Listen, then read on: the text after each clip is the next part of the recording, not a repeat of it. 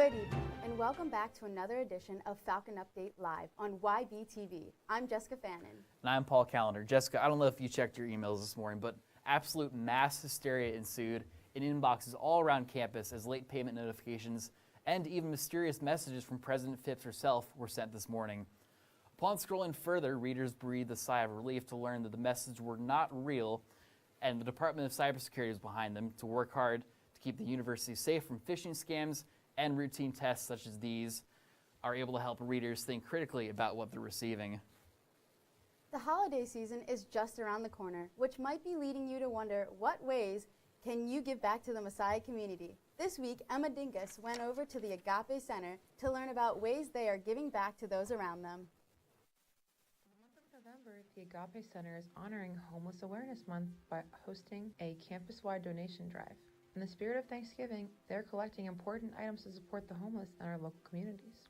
We spoke with the leader about their vision, and she said that our staff this year has been operating under the theme of understand. Our whole goal is to better understand our neighbors and the people that we're serving so that we can serve them as best as possible.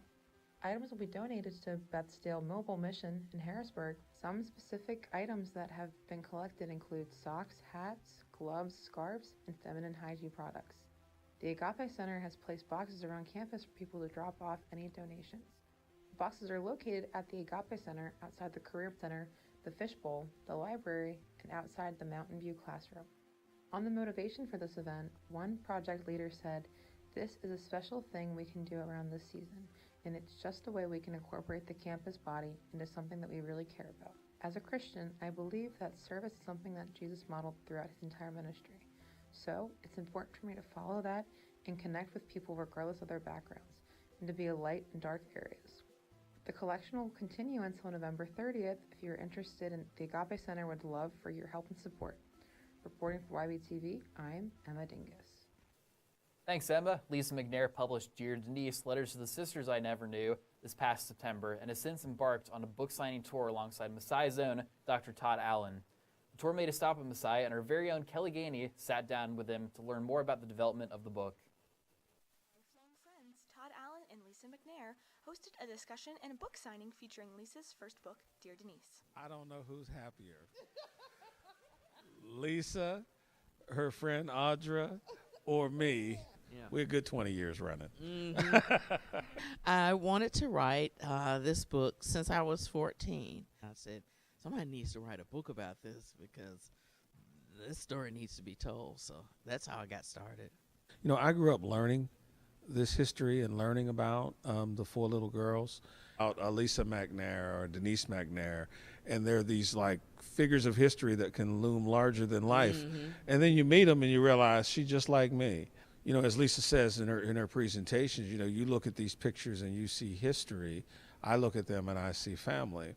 That human commonality of loss and pain, everybody can relate to that in some form.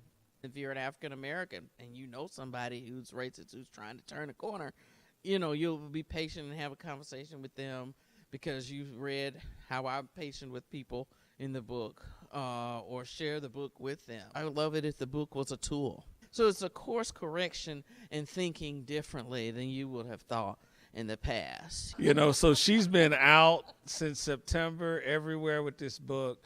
The way people have been lining up to get it and buying multiple copies. We're already talking about what the next book's going to be. And we have yet to even see, you know, where this is going to go. For YBTV, I'm Keli Ganey. That's good. That's good. That's good.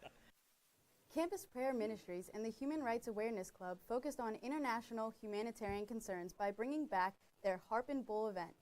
The group helped raise awareness for the human rights crisis in China, while encouraging prayer and worship for those who are affected. Our PJ Rydell joined them. Let's take a look.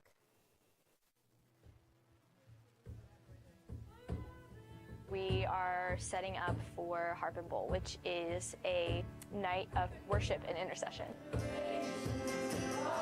Harping Bowl comes out of Revelation, specifically Revelation 5, that talks about this vision of the throne, and around the throne there's people with harps, which is like representing worship, and then bowl, which represents intercession of the saints. And so it's this idea that we are called to pray and worship together. For tonight, we're praying specifically for the Uyghurs, which are a Muslim people group in northern China that have been victims of a genocide.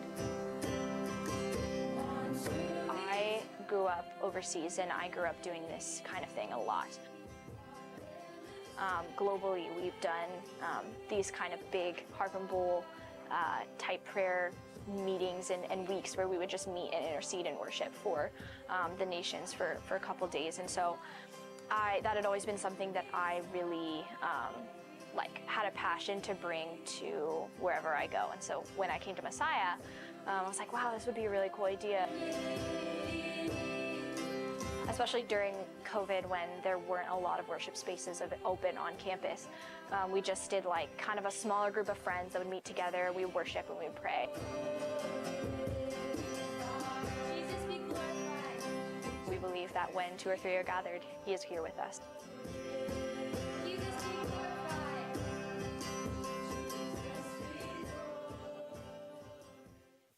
Thanks, PJ. Interns from the CPDC and service partners from the Agape Center presented their job positions at the Career and Community Showcase. This was a new requirement for the semester for interns registered through the CPDC, and the event as a whole was planned and executed by students in the Communication Department's event planning class. To honor Native American Heritage Month, Messiah hosted a lecture with Dr. R. David Edmonds. Edmonds spoke on moving with the seasons, never fixed in stone, Native American identity in the 20th century. This lecture offered students and members of the community an opportunity to hear Edmonds' first-hand experience of his past social justice movements, and for him to elaborate more on his thoughts expressed in his various writings and documentaries. And the digital media seniors brought a unique experience to campus this week with their senior project, Exodus. Students came out to experience this narrative game, and our very own Caleb Uyghurs went out to see what it's all about. The Students' Activity Board is events for students. Here's Ethan Oates with the essay.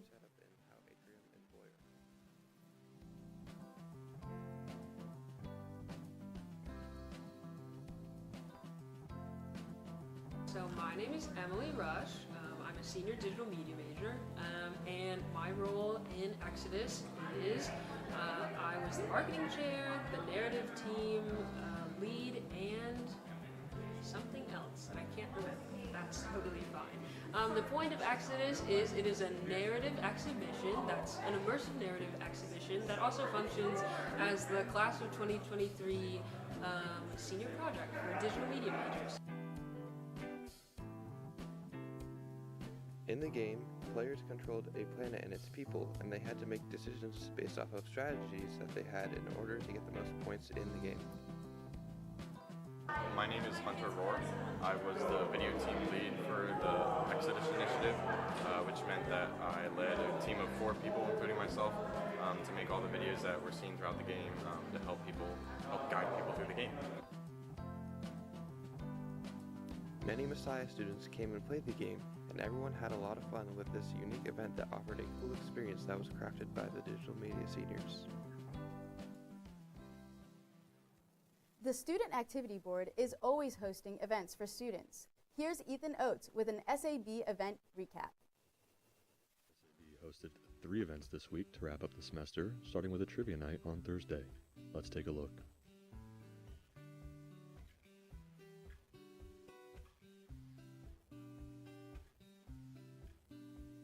A substantial turnout arrived at the Student Union to show off their knowledge of acclaimed TV show Gilmore Girls.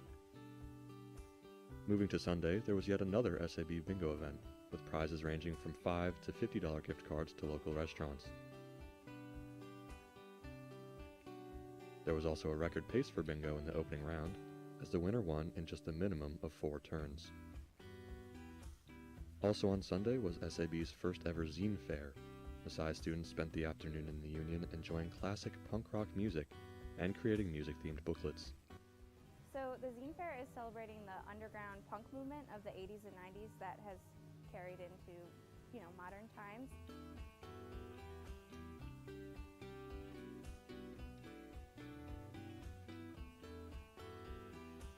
A zine is just a little DIY booklet made by people to share their art, political opinions. It can literally be about whatever. The cool thing about it is that you don't need to go through a mainstream publisher, so a lot of minority groups have used it in the past to make their voices heard. It was a packed semester for the Student Activities Board, and they look to keep the exciting events coming next semester. So we're really excited for next semester. We're going to be bringing some cooler events that I can't quite say yet, but we're excited. For YBTV, I'm Ethan Oates. Looks like a fun time. Thank you, Ethan. The Career and Professional Development Center allowed students to gain experience networking professionally with other students and alumni at their mocktails event. Professional dress was required for this event, and various forms of mocktails were served. Coming up, we have Bird's Eye View along with The Vault, Falcon on the Street, and Falcon Forecast. Don't go anywhere. We'll be right back with more.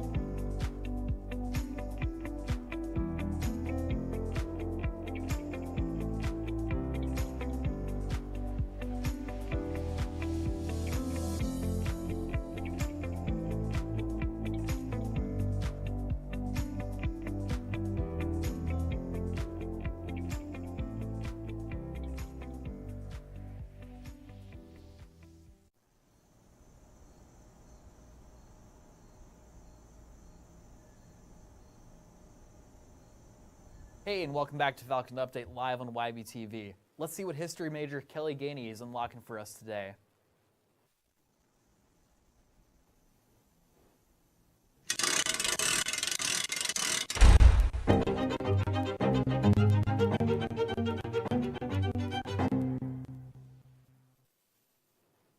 Welcome back to the Vault, where I unlock Messiah's history 1 week at a time. I'm your host, Keli Ganey. We have reached our 8th president in Messiah's history.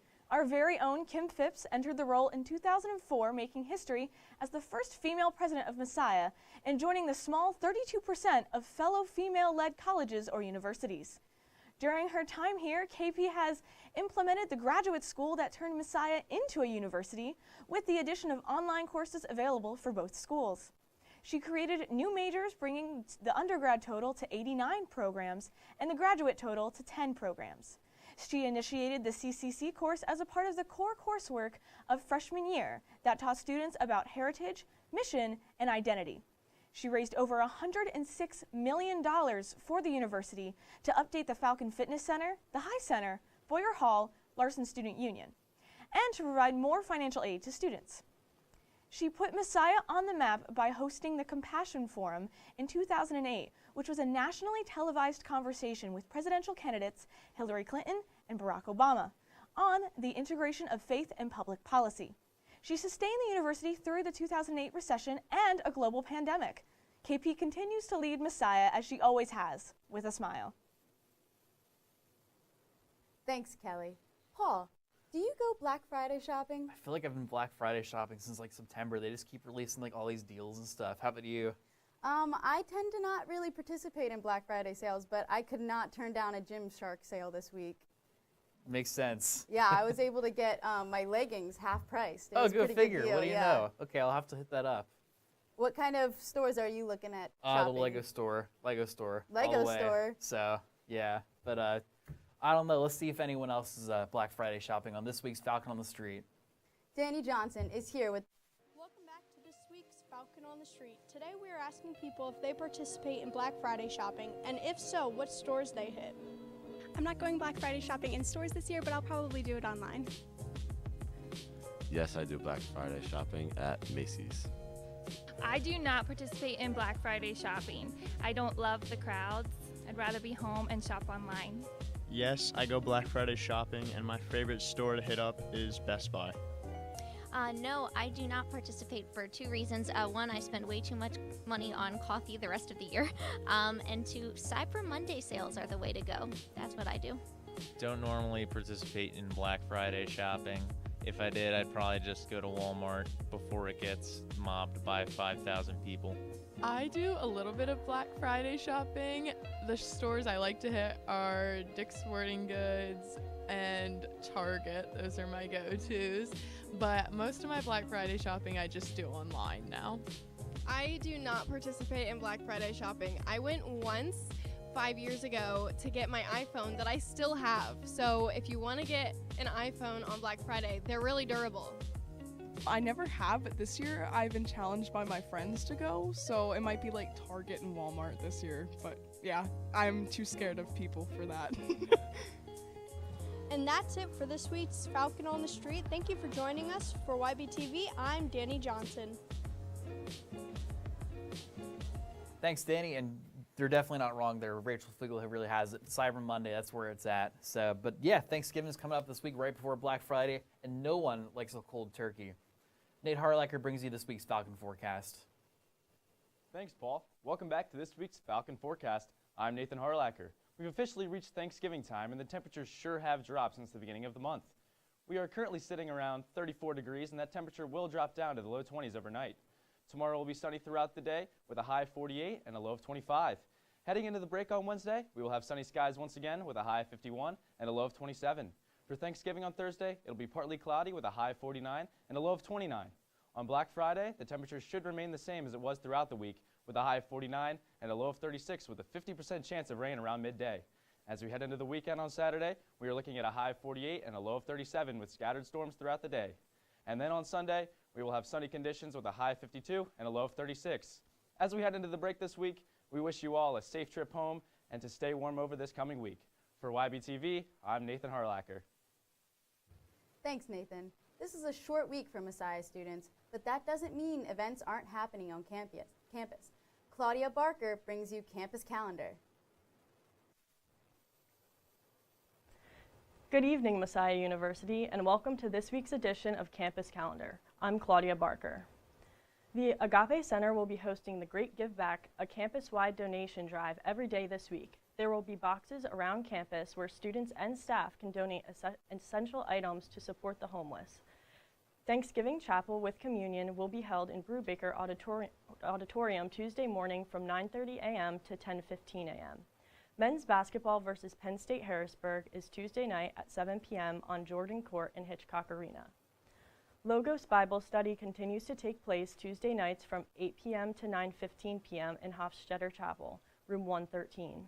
Student Ministries will also continue to host Altar in Hofstetter from 9:30 p.m. to 10:30 p.m. Thanksgiving break will take place from Wednesday, November 23rd until Sunday, November 27th. Classes will resume Monday, the 28th at 8 a.m.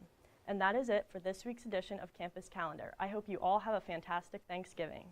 For YBTV, I'm Claudia Barker. Thanks, Claudia. Over the weekend, Rosie Schiano participated in the Messiah Survivor event. Let's take a look. I'm this week's Bird's Eye View reporter, Rosie Schiano, and today I'm going to see what it's like to participate in Messiah Survivor.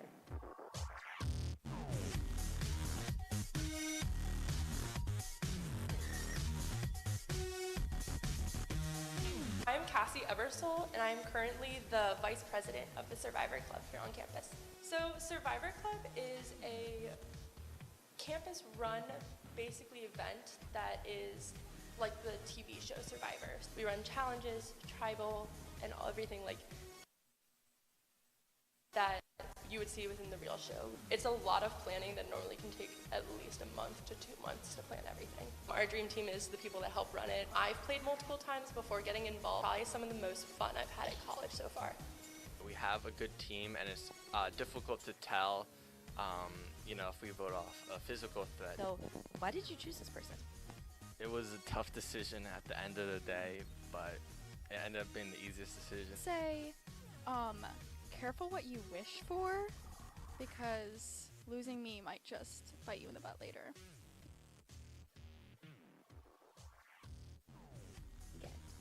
For YBTV, I'm Rosie Schiano. Oh, Cassie! Coming up after the break, Caleb and James are bringing you the latest on Messiah sports.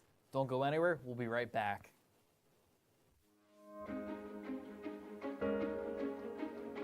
So when earning a Bachelor of Science in Engineering at Messiah, you can choose to concentrate in either environmental, computer, electrical, biomedical, civil, or mechanical engineering. You may also choose to not declare a concentration. Mechanical engineers are intimately involved in designing and building machines that make the stuff that we all use every day. They're also being mentored by professionals that serve as player coaches on their team. The Collaboratory's business model is that it pairs student teams with either faculty mentors or outside professionals to work on systems that either care for the earth or help disadvantaged people around the world. Our students leave here with some of the kinds of experience that most people don't get until their first year or two of employment.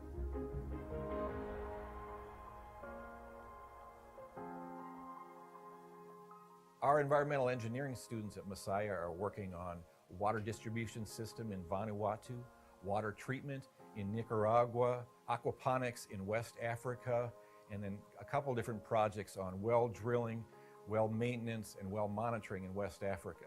Biomedical engineering is the combination of human health with the rigor and the desire to solve problems in engineering. We have students from day one on campus get involved in hands-on projects where you take what you learn in the classroom and apply it to real patients. The collaboratory project that I'm involved with is the Panama Bridge project. It's unique to other projects in that it has a one-year time frame. So from the time that you travel down to the site to survey data to the time where the bridge is finished being built is 1 year. I knew that I wanted to come to a Christian college to continue to grow in my faith, and Messiah had a really awesome community experience for me. I love just having the opportunity to have relationships with my professors and stop in their office in the afternoon and just catch up about life. So to be honest, I didn't quite know that Messiah was the right fit for me until I ended up coming here. Just the faculty and the way that they interact with the students to help them grow is such a powerful thing here. It's about service and living Christ's leadership through our actions. That's really important, and what I think the Collaboratory does a really good job being intentional about.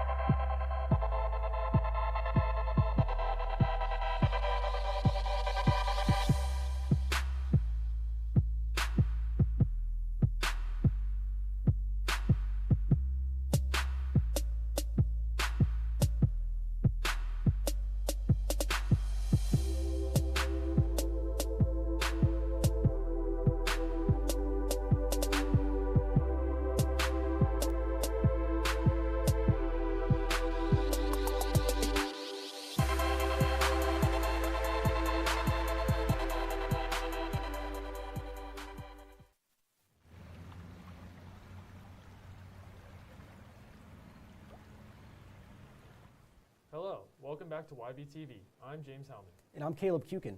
Messiah had quite the action-packed weekend with multiple basketball games and NCAA tournament soccer. Speaking of tournament soccer, the Messiah women's soccer team advanced to the Final Four after a win on Sunday. The game was tied 2-2 and went into overtime. Overtime couldn't decide a winner, so they went to PKs, where Messiah went a perfect 5-for-5 to defeat Washington University in St. Louis. The Falcons will be heading to their 14th Final Four in program history and will be playing Johns Hopkins in Salem, Virginia on December 2nd. Logan Horst and Andrew Hutchinson represented Messiah in the NCAA Division III Cross Country National Championship in East Lansing. Despite the cold and snowy conditions, both Horst and Hutchinson were able to earn top 100 finishes in front of 21 of their teammates that made the trip to cheer them on. It's always great to see the Falcons competing for NCAA championships, but women's soccer and cross country isn't the only news from the NCAA for Messiah athletes. A couple weeks ago, the NCAA released a statement banning Celsius, a popular sports drink for athletes. It poses a challenge for Messiah athletes as Celsius is both sold at the Union and the Falcon. Failure to comply results in a year-long suspension for a student athlete. Assistant Director of Athletics Compliance and Internal Operations, Rico Plummer, is taking this news very seriously.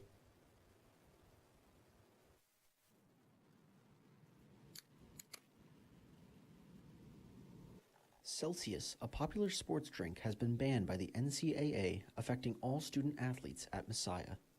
It was brought up to me by an actual student athlete about the Celsius and the ingredient that was in those energy drinks. So for me, it was something that I needed to communicate as quick as possible to our student athletes. Hey, this sports drink could potentially have you spark a positive drug test. The ban isn't necessarily about the drink itself, but one ingredient in the drink. Hey, we understand that this is a specific ingredient that is found in this specific drink, because if you look at the NCAA banned substances, they just have caffeine and they have like this guaranara, that's the ingredient found in Celsius.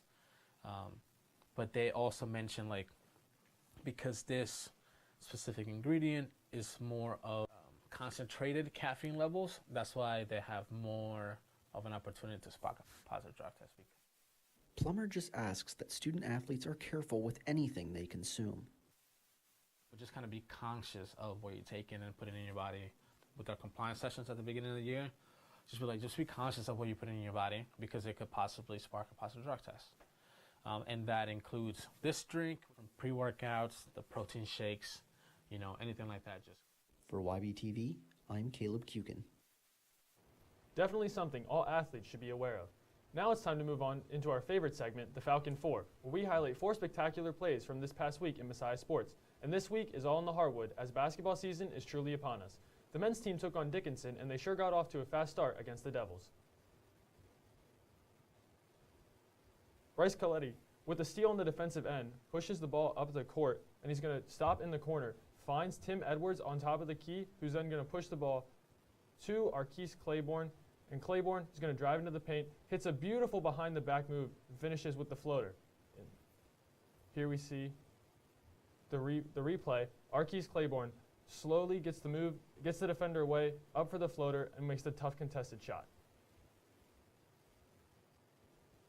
That's not the only highlight we'll be seeing from that game, because the Messiah opened up the floodgates shortly after. And the women's tip-off tournament was this weekend, where the Falcons had 2 games. This first highlight comes from Game 1, as the Falcons took on the Warriors of Lycoming. Here we see Chloe Milanese up top, who gives it to sister Charlotte with the mean pump fake, finds High in the corner. High drills that with the defender closing in on her. But wait a second, High's not done yet. She picks off that pass at midcourt, takes it all the way to the rack, and draws the foul. An and 1 for Amber High. Let's look at this one again.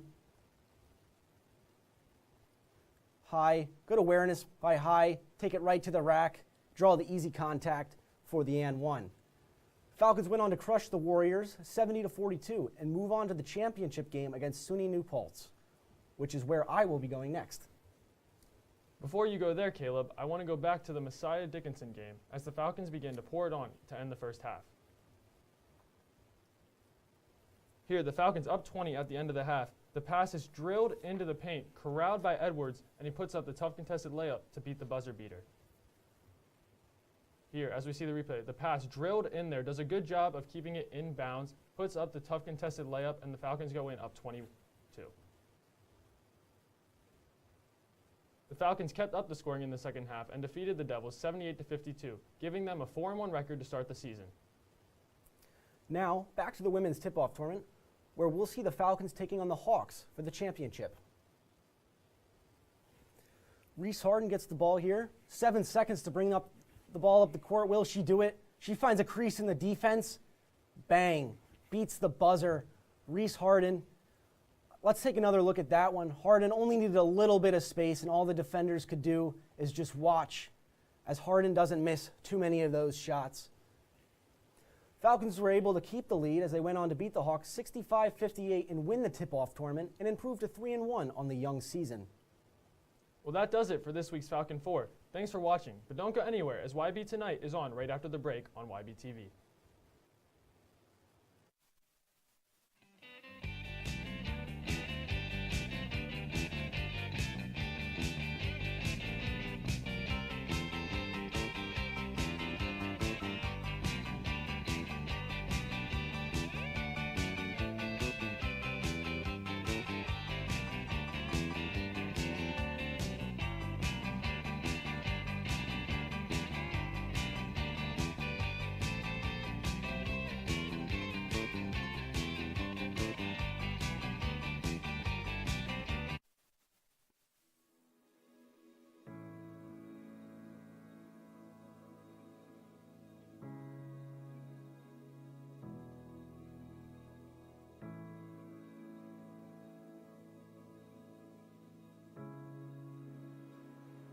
I grew up creative, always drawing, Legos, played a ton of Legos from the time I could start putting them together.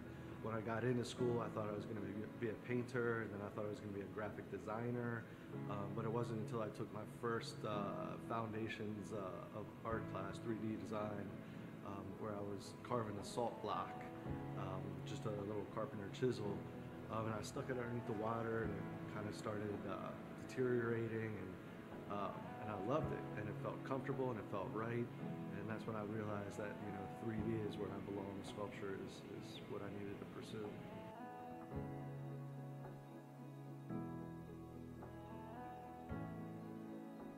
If you feel that passion in your belly, if you wake up and you got to make something, if you grab a paper clip and you manipulate it into some form, or you're doodling in your sketchbook, or everything you do you see through a more creative side, then listen to that spirit talking in you and follow it. And for that young artist, it's hard and it's difficult, but you got to just keep on doing it. You got.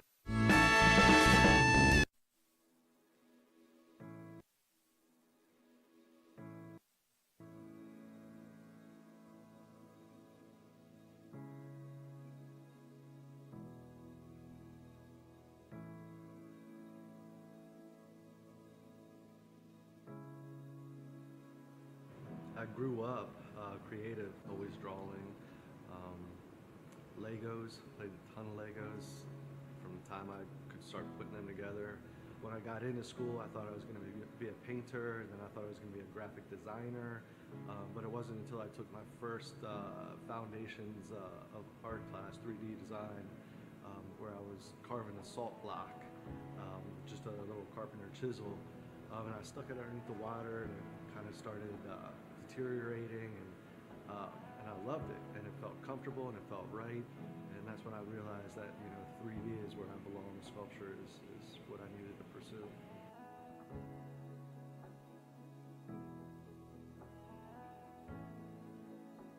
If you feel that passion in your belly, if you wake up and you got to make something, if you grab a paper clip and you manipulate it into some form, or you're doodling in your sketchbook, or everything you do you see through a more creative side, then listen to that spirit talking in you and follow it.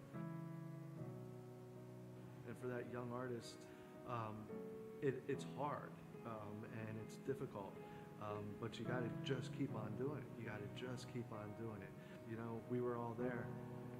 We want to hang out with you. We want you to look over our shoulder and watch us cut this piece. Ask us that question. Don't be scared. Everybody has that starting point.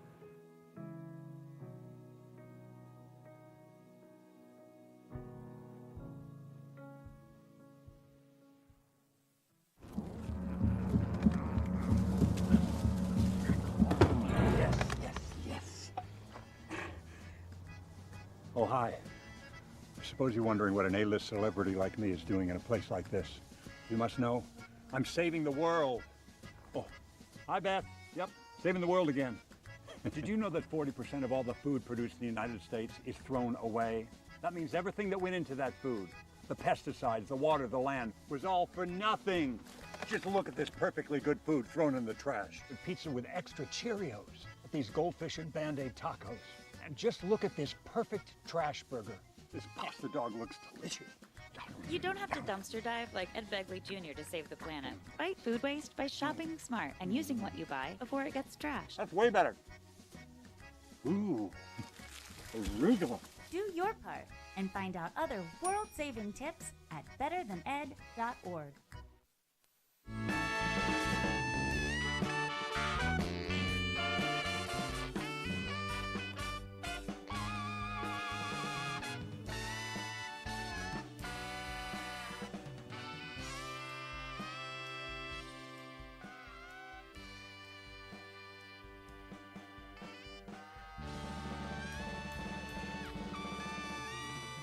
Good evening and welcome to YB Tonight Live. I'm your host, Noah White. Tonight we'll have a performance by Jocelyn Goranson, a music professor here at Messiah University. Goranson will be performing live on the flute. After that, we'll be interviewing Michelle Phann about the Asian Student Association. We'll be right back, so don't go anywhere. There's something about the forest. Hiking through the woods, looking up to the treetops. Pitching a tent under the stars. Rising at dawn to chase a brook trout. Forests bring people together, feed the soul, and improve our well-being. Cleaning the air we breathe, the water we need, and making our climate livable. Now more than ever, forests matter. We need them. They need us. Fires and natural disasters devastate our forests each year. That's why the Arbor Day Foundation is working to replant millions of trees across the country. Trees are one thing we can all agree on. The time to act is now, so that generations today and tomorrow can continue to depend on our forests. The forest needs us. Visit arborday.org and see how you can help.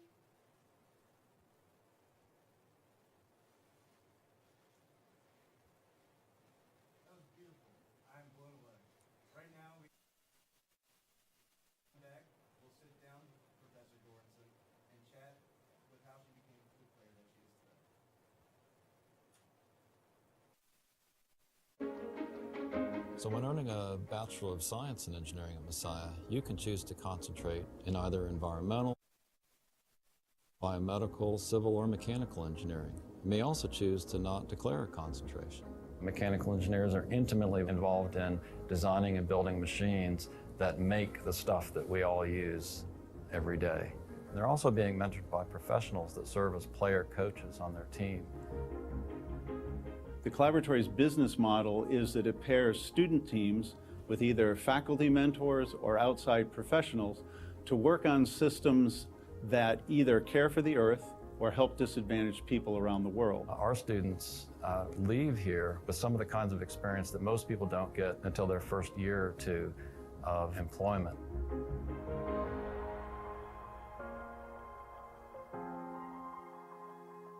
Our environmental engineering students at Messiah are working on water distribution system in Vanuatu, water treatment in Nicaragua, aquaponics in West Africa, and then a couple different projects on well drilling, well maintenance, and well monitoring in West Africa. Biomedical engineering is the combination of human health with the rigor and the desire to solve problems in engineering. We have students from day one on campus get involved in hands-on projects where you take what you learn in the classroom and apply it to real patients. The collaboratory project that I'm involved with is the Panama Bridge project. It's unique to other projects in that it has a 1-year time frame. So from the time that you travel down to the site to survey data to the time where the bridge is finished being built is 1 year. I knew that I wanted to come to a Christian college to continue to grow in my faith, and Messiah had a really awesome community experience for me. I love just having the opportunity to have relationships with my professors and stop in their office in the afternoon and just catch up about life. So to be honest, I didn't quite know that Messiah was the right fit for me until I ended up coming here. Just the faculty and the way that they interact with the students to help them grow is such a powerful thing here. It's about service and living Christ's leadership through our actions. That's really important, and what I think the Collaboratory does a really good job being intentional about.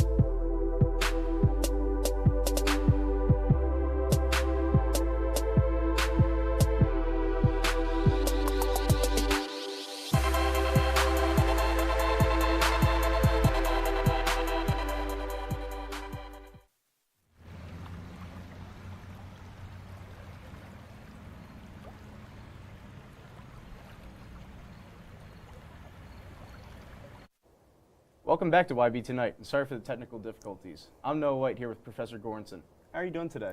I'm doing well. How are you, Noah? Doing well, thank you. Good. Where did you start your love for music, or where did it start? Well, I grew up in a very musical family. My parents are both professional musicians, so it was always around the house when I was growing up, and I guess you could say I came by it naturally. That must be pretty cool growing up around two parents that are professionals. Was there like part of you that wanted to become a professional musician as well? Sure, I think my dream always was to do a combination of teaching and performing and also have a family and balance it all together, and I guess you could say I'm living the dream. There you go. Why did you choose to play the flute specifically? Well, you could say the flute chose me. 3rd grade was the year that we learned recorder in music class, and I started on a black plastic recorder that I absolutely loved so much that I walked around the house all day long playing it. Well, my parents, having trained ears, were not such big fans of the black plastic recorder, so they got me a wooden one thinking that would be an improvement.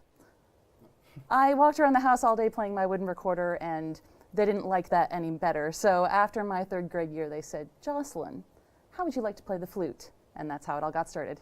There you go. I too was in a similar situation in school, but didn't quite stick with me. I wasn't very proficient in music. What's been your most memorable experience playing the flute? Oh, wow, it's hard to choose one. I would say one of the most memorable experiences was getting to play at Carnegie Hall. I was invited because I was part of an orchestra that had done a tour of Central and South America. And we were invited to play at Carnegie Hall as in part of a tribute concert for a musician named Paquito de Rivera. And so I was part of that. We had a lot of famous people sharing the stage with us, and of all people, Bill Cosby was the MC. So that's it definitely ranks highly when it comes to memorable experiences. Yeah, and how would you say that music has shaped you into the person that you are today? Well, music has taught me a lot of things. It's taught me how to work very hard and diligently and for every little detail toward goals, whether they are small goals or big goals. It's taught me to pursue something that I love, that uses skills but also heart, and combining those two things together to offer something to the people who come to hear me. But I think most of all, it's taught me that I can use my gifts in worship, and to me that's the most rewarding part of all of it. Yeah. And earlier you mentioned you wanted to be a performer partially and also teach, so what inspired you to become a music professor?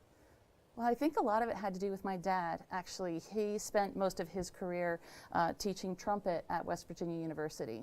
So growing up, he would come to pick me up after school, and we would sit in the hallway outside his office while he would finish his teaching for the day, and I would see the students going up and down the halls. I saw that my parents had college students coming in and out of their home a lot when we were growing up. That was part of their ministry.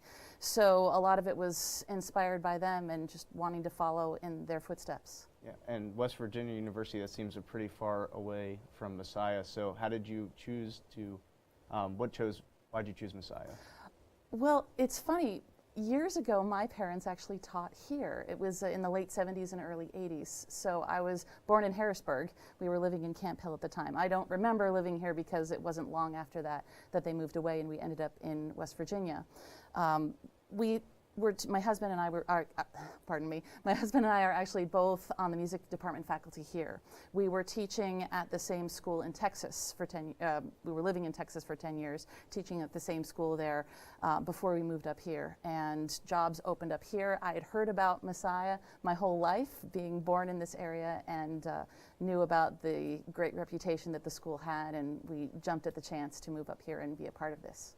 Yeah, so what has made your instructing experience memorable? Can I say the students? Yeah, of course. I think that's absolutely true. You know, I was blown away, even we started here fall of 2012, at just what a difference it makes to be in a Christ-centered environment. Everything from finals week, seeing the chalk drawings on the sidewalk with encouraging Bible verses, or post-it notes on the mirrors saying, you know, you are loved, and that God loves you and you're beautiful in His eyes. Those things are what really makes it special. Students who reach out to me and say, can I pray for you? You know, moments like that are what makes Messiah University, I think, an incredibly rewarding place to be. Yeah, and we're so lucky to have you here. Thank you so much for joining us. After the break, we'll learn more about Messiah's Asian Student Association. Don't go away. YB Tonight will be right back. Thank you so much.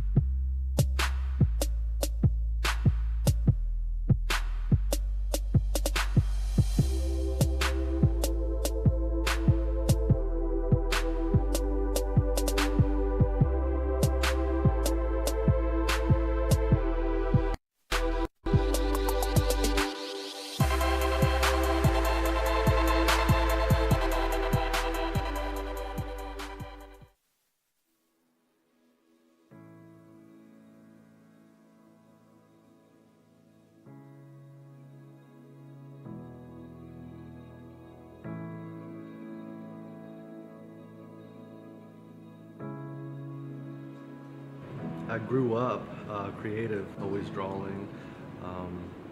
Legos, played a ton of Legos from the time I could start putting them together.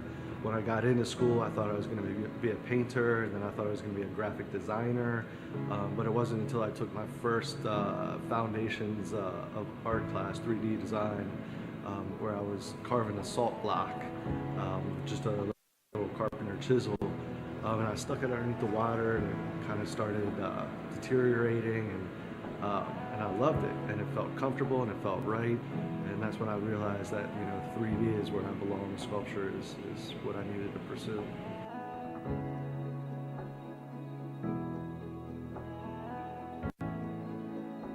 If you feel that passion in your belly, if you wake up and you got to make something, if you grab a paper clip and you manipulate it into some form, or you're doodling in your sketchbook, or everything you do you see through a more creative side, then listen to that spirit talking in you and follow it.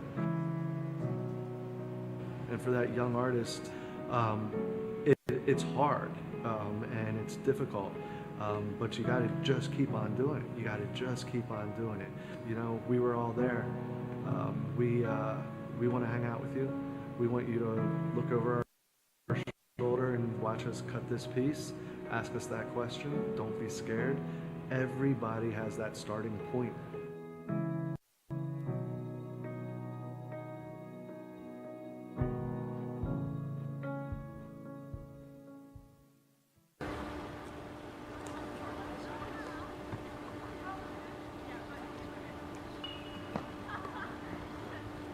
To YB Tonight, I'm Noah White, and I'm joined by Michelle Phann, the president of the Asian Student Association. Michelle, how are you doing tonight? I'm good. How are you? Doing well, thank you. Tell me about the Asian Student Association and what it's about. Yeah, so the Asian Student Association, we fall under the umbrella of MCC, and MCC stands for Multicultural Council. And so we have clubs catered to different groups of multicultural students on campus. So for my club, we cater to Asian American students, Asian adoptees, anyone interested in Asian culture and international Asian students, and we host club meetings and events, and we really just want to highlight the holidays and encourage everyone to celebrate together. That's awesome. Yeah. And so what's the goal of the Asian Student Association? Yeah, so a little bit about what I said, but also we really want to build a sense of community, especially for a lot of students on campus, and finding how their identity is tied to certain things. So yeah, we really want people to feel welcomed and embrace their identity. And it sounds like a lot to manage, so what are your responsibilities as the president? Yeah, so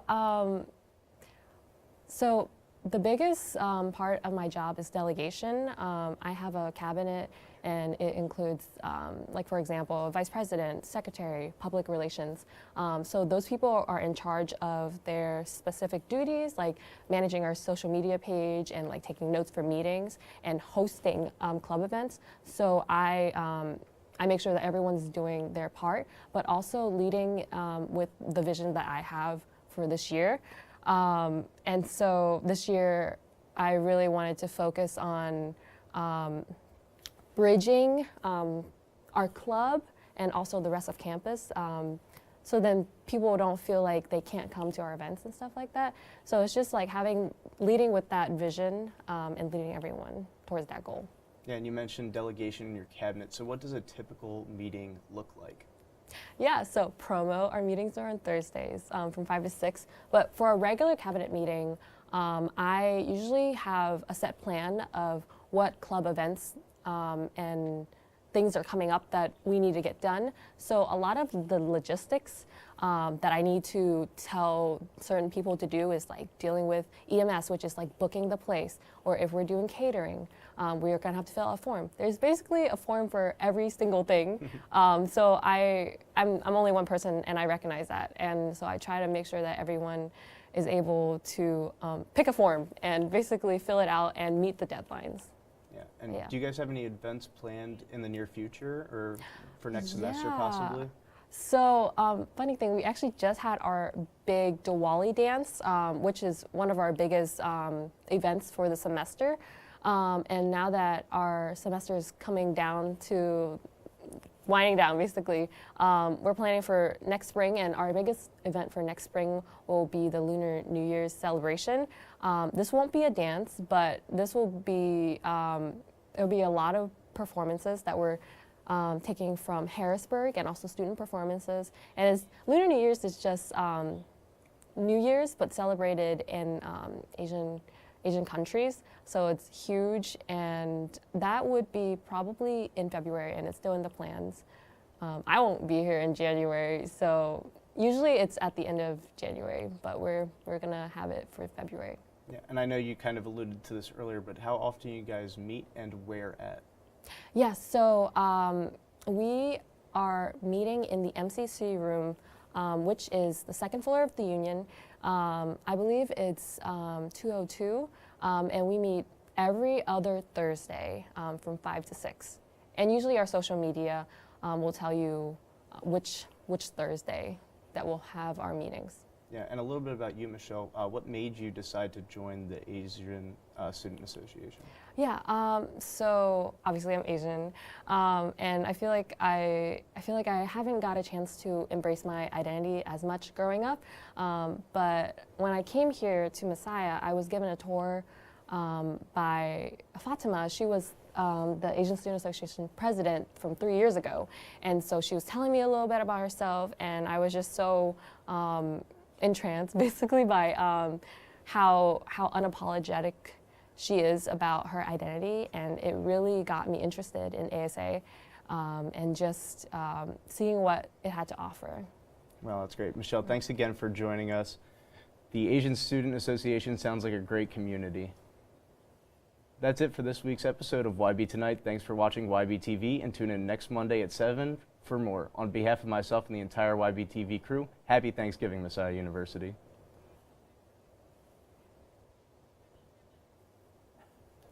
Awesome.